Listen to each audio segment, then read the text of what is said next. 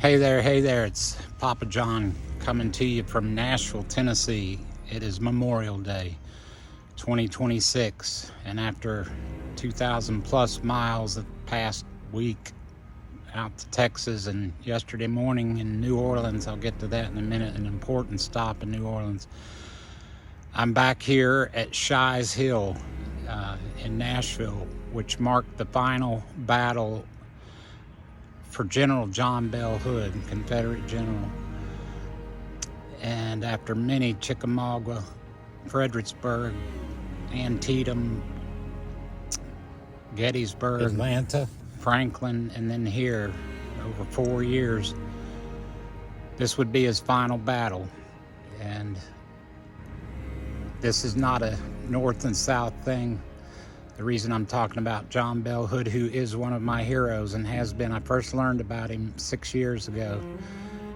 And I'll explain in a minute why he became a hero to me, having nothing to do with the North and South. But this is about a man and his bravery and his stalwartness and his life ethic in a sense. And you'll understand in a minute why he means something to me and why I've had his portrait either hanging in my office or currently on my fireplace mantle at home for the past 6 years.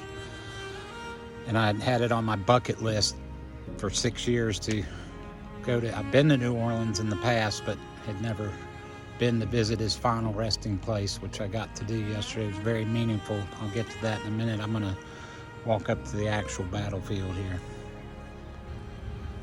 When General Hood woke up on December 16th after a day of battle in the area on the 15th, we'd have no way of knowing that this place right here, this little knoll, he thought this little top of a hill, you can see Nashville through the woods all the way around. It's just a small little hill where you had a vantage point of all the way around. He thought if his troops were up here that he would have the vantage point, but he didn't take into consideration the woods and the Union Army coming up several sides through the woods, and they had nowhere to run if they didn't have the firepower to fire back, and so they lost. But it wasn't without a fight. And again, that's my point. This is not a North and South thing. This is about a man who refused to quit with important parts of his body missing or unable to be used. We'll get to that in a minute. And my desire to be a fighter for good, fighter for justice, fighter for truth, and to be willing to die for what's good and noble and right, and just to be thick-skinned in the right way and have tenacity. And hard work's a good thing, and it's rare in the world we live in. But I honor my father and my father-in-law who fought in World War II, and all, anybody that fought for what they believed in, right or wrong, to believe in something and not quit and not give up.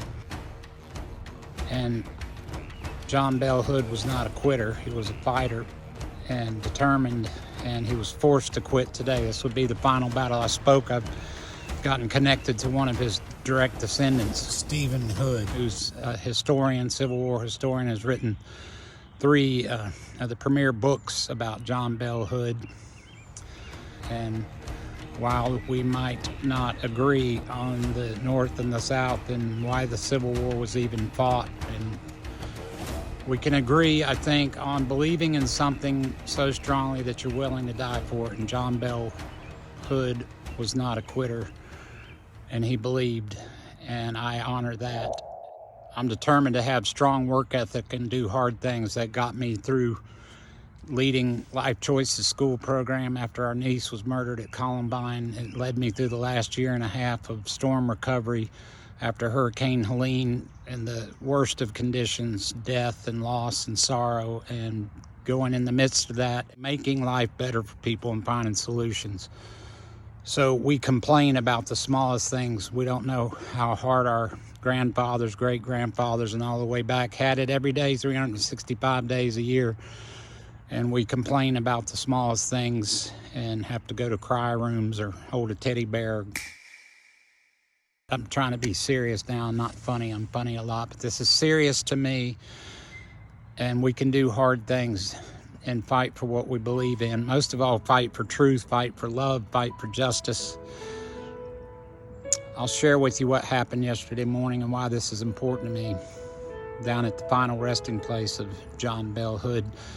And I should add this, he retreated from here not knowing it would be his final battle, and decisions were made and messages were sent, and all historians, that's why I brought up his descendant, he and other historians all say that this was the final battle. There were other skirmishes after this, but the victory was decided today. The Tennessee Army was destroyed and never put back together.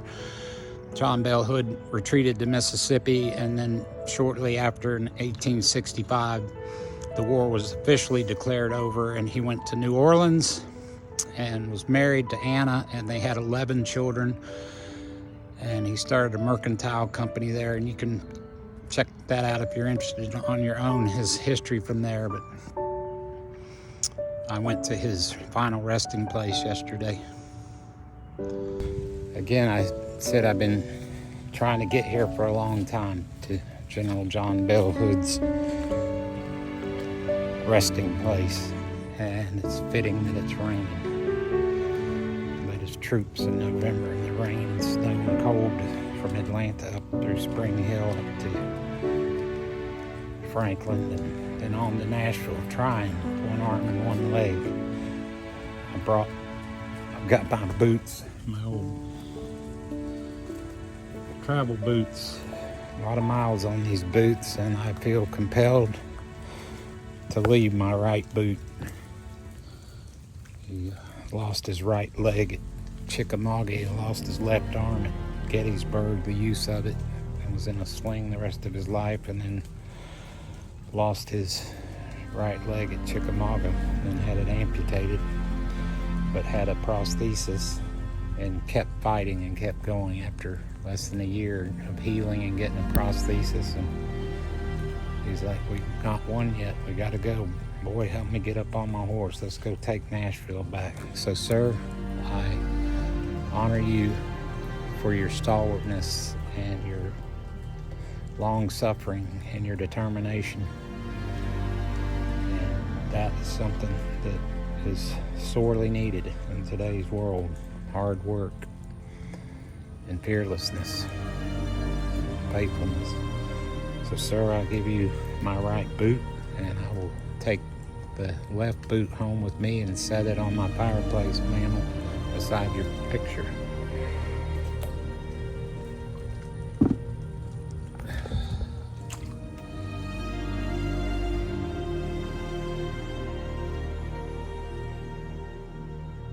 I salute you, sir. Thank you for your example.